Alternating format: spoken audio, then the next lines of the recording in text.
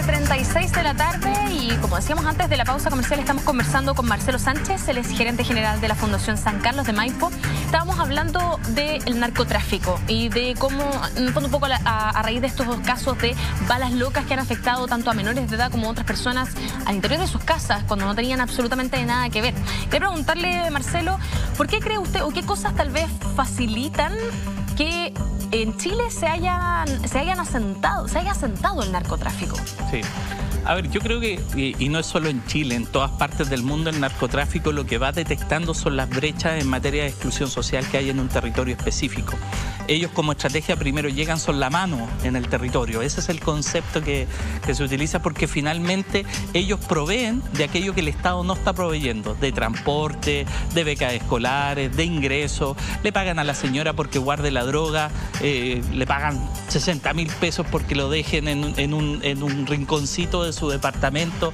El chiquillo que es soldado, que es sapo, recibe una remuneración, recibe ropa, recibe zapatillas.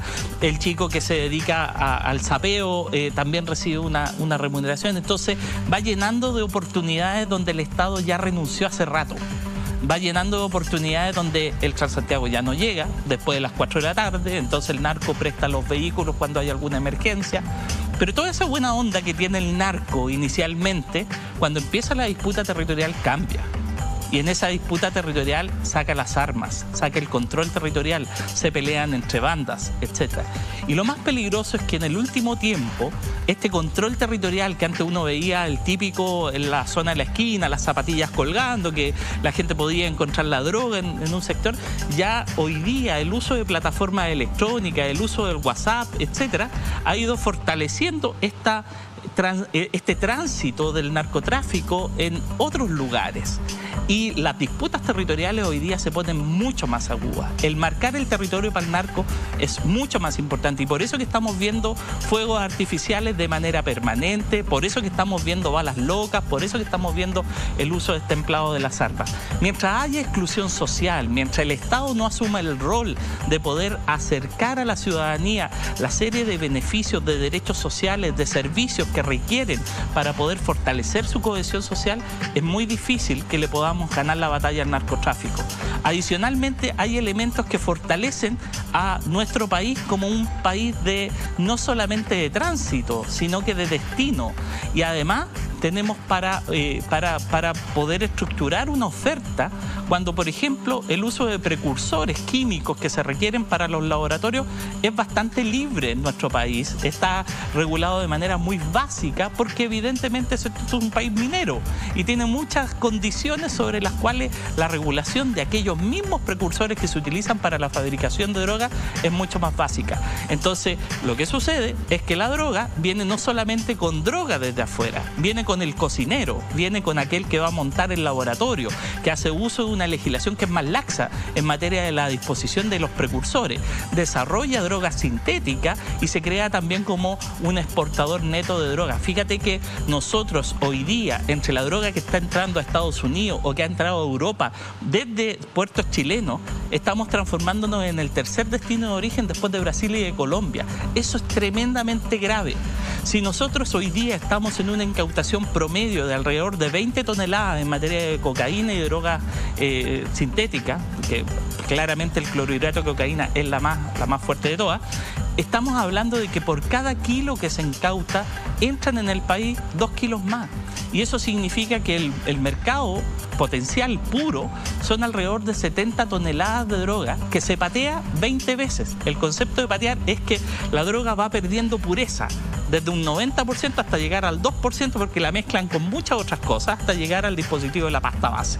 Marcelo, lo que sí quiero volver a la dimensión más social de este tema, porque lo que usted comentaba hace un rato de que en el fondo el narcotraficante empieza a hacer como una especie de relación cercana con la gente que vive en los lugares en donde estas personas operan, ¿no? Me recuerda un poco a la historia de Pablo Escobar. En Colombia, que estaba en sectores muy vulnerables, en donde todavía hay gente que lo defiende mucho porque se dice que le dio mucho a las comunidades. Me recuerda también a unos dichos de la alcaldesa de La Pintana, que tiene que ver con lo que usted decía hace un rato, de que el Estado no, donde no hay oportunidades es donde el narcotráfico ve una oportunidad. Sí, totalmente. La alcaldesa siempre ha dicho que hay un sector de La Pintana en el que los carabineros ya no entran. Y es una también de las críticas que más se le hace a las fuerzas de orden público hoy en día, que se concentran tal vez más en ir a pagar barricadas, en ir a ver los saqueos de los supermercados, más que en las poblaciones que tienen problemas de narcotráfico y donde ocurren cosas como la que usted describe, de las balas locas o de marcar el territorio. Entonces, ¿cuál es la dimensión social que tiene el narcotráfico dentro de las comunidades en lugares como, por ejemplo, La Pintana, donde los carabineros ya ni siquiera ingresan para proteger a la gente? A ver, yo creo que hay varios elementos y una de las batallas que estamos perdiendo es el involucramiento delictivo de los niños desde temprana edad. Nosotros 5 años atrás hicimos un estudio de exclusión de las personas privadas de libertad, más de 2.000 internos en 9 penales distintos. El involucramiento de ellos con el delito estaba muy relacionado con los inicios en el consumo. De hecho, mientras más temprano se iniciaban en el consumo, más temprano se iniciaban en el delito. ¿Qué tan temprano empiezan a consumir, según los datos que usted... La realidad delictiva es que partían en esa época, cuando hicimos la medición, partían a los 13 años si no estaban involucrados con el tema de la droga. Pero partían a los 11 años si estaban involucrados en el tema de la droga. Entran en estructuras informales al principio, el ser soldado, el ser sapo, etcétera, etcétera, pero también en ser promotores de algún elemento que esté asociado al desarrollo del negocio en el territorio. Y hay que ser súper claro en esto: los narcotraficantes son comerciantes como cualquier otro. Tienen un negocio que es de rentabilidad, que es vender la droga, y tienen un negocio que es de flujo de caja. Los saqueos, la delincuencia, el poder hacer robos de cajero automático, los portonazos, son todos parte de la misma figura. Lo que pasa es que muchos de ellos ni siquiera saben que están vinculados a una estrategia del narcotráfico y se involucran en estas pandillas. En esa época, cuando hicimos esta medición en el año 2015, el 46% de los internos había pasado por una pandilla, había participado en una pandilla. En esa época no se hablaba de pandilla. Nosotros hablábamos de pandilla y parecía algo muy raro. La mitad de los internos que estaban ahí ya habían iniciado muy tempranamente el consumo de droga. El 80% había empezado a desertar de sus hogares, se habían abandonado el hogar mucho tiempo antes. Entonces empezaba también la deserción escolar. El 90% no había terminado el colegio. La deserción escolar, el abandono familiar, el abandono comunitario, todos estos elementos que no solamente los constituye el Estado, sino la responsabilidad que tenemos nosotros, ha ido haciendo que los niños cada vez más se empiecen a involucrar en estas redes. Ellos buscan reconocimiento, buscan protección, buscan una posición económica en el sector, y eso se lo empieza a dar el narco. Por eso es que tenemos que dar la pelea ahí, tenemos que empezar a recuperar a nuestros niños, tenemos que hacerlo con la comunidad, tenemos que hacerlo con la familia. Hay buenos dispositivos que se han empezado a implementar en el gobierno, como el sistema Lazos, con la terapia multisistémica, que tiene una alta especificidad, pero también tiene un alto resultado en sacar a los niños desde el circuito delictivo. Y uno de los grandes temas del circuito delictivo en esos niños es la proximidad al acceso en la droga. Hoy día hay una nueva categoría dentro de las estructuras criminales de los narcos, que son los zombies, los chicos que finalmente los narcos les empiezan a pagar con droga para que estén absolutamente fidelizados. Por Dios, se le entregan pasta base. La pasta base tiene un poder adictivo de un 52%. O sea, Marcelo, recordemos el caso de Ailín Fuentes en Talca, que lamentablemente falleció por esto mismo, por haber sido víctima de un grupo de narcotraficantes de la zona. Ella desgraciadamente tenía una adicción a la droga y tenía muchas deudas que pagar, y que en el fondo funcionaba de la misma manera que usted describe. Se le entregaba cierta cantidad de droga para que la guardara, pero la consumía porque era adicta también. Claro, entonces, y eso terminó trágicamente. El caso de Ailín Fuentes. Hoy día el narco lo intenciona. En su momento, hace algunos años, el narco no permitía que su red consumiera. Empezó a darse cuenta de la potencia que significaba corromper a algunos niños a través del consumo de pasta base. y vas encadenando todo este proceso, el inicio delictivo como una forma de pertenecer a esta pandilla a cargo de un soldado, y ese soldado lo va involucrando en otros delitos y los especializa. Por eso que te digo, los dispositivos de prevención social son fundamentales. Tenemos que apuntar a los factores de riesgo, tenemos que apuntar a reescolarizar a los niños, tenemos que preocuparnos por la salud mental, que puedan acceder a salud mental cuando han iniciado tempranamente consumos problemáticos. Tenemos que llegar antes, estamos llegando tarde, y esta señal que hoy día nos da el narcotráfico de cómo se está apoderando del territorio, de cómo está con esto de las balas locas, marcándolo y profundizando su estrategia de defensa territorial y criminal, no nos puede dejar indiferente. Más y más niños se van a ir involucrando en esto. Hay situaciones complejas, por ejemplo, los niños que se han fugado de residencias del Sename, que nadie los busca. Son más de 4.000 niños desde el 2010 que nadie los busca, que están a merced de los narcotraficantes, que están a merced de los delincuentes, que involucrarlos en el delito es fácil porque no tienen factores protectores, no están en el colegio, nadie los protege y nadie los cuida. Entonces nosotros tenemos que ser conscientes de esa realidad, tenemos que impulsar la prevención social, no solamente la inteligencia policial, que de por sí es fundamental y tiene que enfocarse en capturar al narcotraficante de manera importante, pero tenemos que anclar en la comunidad los dispositivos de prevención social que hoy día están ausentes.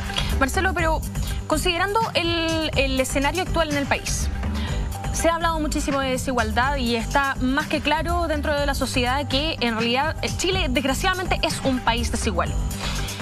Hablando sobre todo de la reinserción escolar o de estos chicos que desertan el colegio para poder ir a meterse en estas pandillas y que en el fondo les dan también solvencia económica.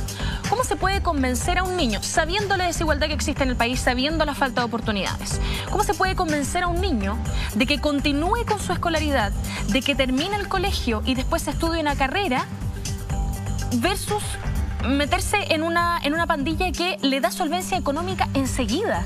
¿Cómo se le convence a este niño para que se mantenga en un sistema de escolaridad que a la final pareciera ser que no entrega las oportunidades que se les prometen cuando entran? Chenoa, los primeros que tenemos que convencernos somos nosotros.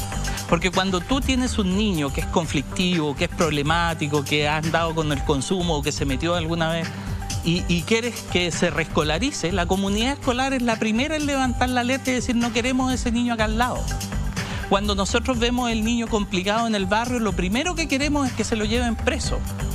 Cuando nosotros decimos no queremos darle una oportunidad laboral a este chiquillo porque se puede volar, etcétera, y todo eso y me va a dejar la embarrada. Si nosotros como sociedad no estamos convencidos que el camino es dar oportunidades, de acompañar a ese niño, es muy difícil que ese niño también crea en él para poder salir adelante. La primera forma de lograr la transición para que el niño salga de eso es creer en él, es darle oportunidades, es darle herramientas, es darle protección.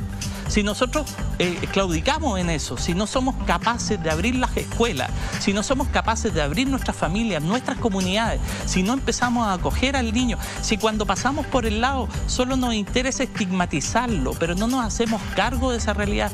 Fíjate que la Fundación San Carlos de Maipo trabaja ya desde el 2015 con la Universidad de Washington en un modelo que se llama Comunidades que se Cuidan, que es un modelo que activa a los vecinos para trabajar factores protectores con los niños.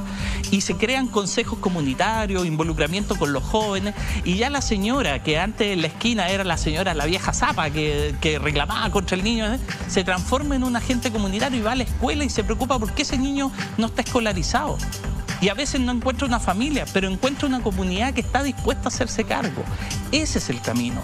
No podemos esperar que el Estado sea el que resuelva todas las cosas si nosotros, como familia, como comunidad, no estamos haciendo nada. Somos los primeros que tenemos que convencer a esos niños que queremos darle una oportunidad, que queremos crear un vínculo. Tenemos que dejar de tener miedo a enfrentar esta situación. Lo que hacen los narcos, nosotros tenemos que hacerlo en positivo, nosotros tenemos que darle oportunidades, nosotros tenemos que darle reconocimiento, tenemos que acompañarlo, tenemos que vincularnos. Cuando eso no pasa, son los narcos los que nos ganan la pelea. Y eso es la invitación que nosotros tenemos que hacerle a la sociedad, al Estado, a todas las organizaciones, a la comunidad en su conjunto. Solo así les vamos a ganar, si no tenemos la batalla perdida.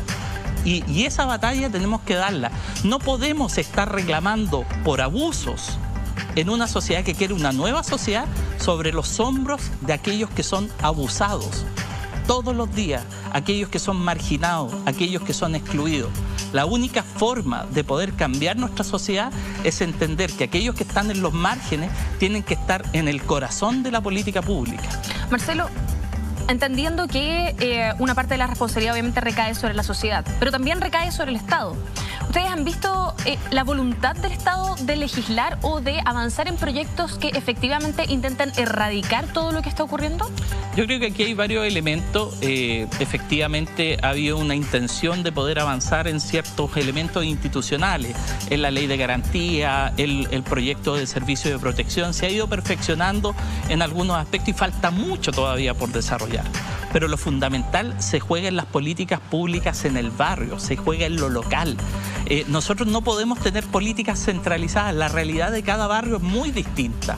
La realidad de cada entorno es muy distinto. Los actores tienen que comprometerse con cumplir con aquellos elementos que garantizan el desarrollo positivo de la infancia en el territorio. Salud tiene que hacer su pega. Salud tiene que preocuparse de proveer salud mental a los chicos que están iniciando los consumos problemáticos. Educación tiene que preocuparse de reinsertarlos educativamente. No puede ser posible que cada año estemos perdiendo 100.000 niños del sistema escolar y haya cerca de 400.000 niños que no estudian ni trabajan. O sea, el rol del Estado es fundamental desde la articulación. ¿Por qué fracasó el Sename? El Sename fracasó no por el Sename mismo, por todo el intersector que no hizo su pega. Desarrollo social, salud, vivienda, educación. Si nosotros ponemos al Estado a proveer aquellos servicios, si lo hacemos exigible en base a un catálogo de derechos, en base a una institucionalidad que permita hacer exigible eso, podemos ir avanzando. La sociedad se va sumando, la sociedad va moviendo la frontera del Estado. Nosotros como organizaciones de la sociedad civil hemos ido moviendo al Estado para este reconocimiento, pero no es suficiente si es que el Estado decididamente no avanza en garantizar derechos, no avanza en que los dispositivos que están en el territorio funcionen, cumplan la pega y realmente provean de aquello que se necesita para que los niños logren su desarrollo positivo. Marcelo Sánchez, gerente general de Fundación San Carlos de Maipo, muchísimas gracias por habernos acompañado.